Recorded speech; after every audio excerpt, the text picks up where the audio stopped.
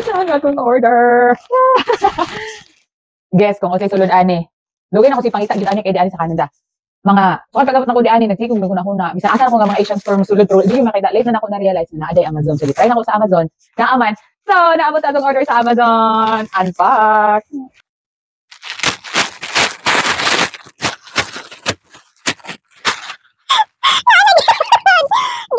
Okay, wait, ano sa guess kung saan siya.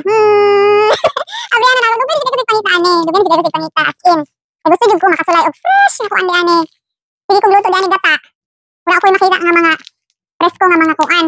Presko nga gata. So, nag-order ko ani sa Amazon. Nare mga lubi diri baligya.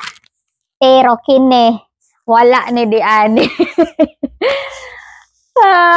Mga kagod na ko di ani, makatilaw na ko kung sa lami silang lubi dire. Kaya maniguro ko kagod.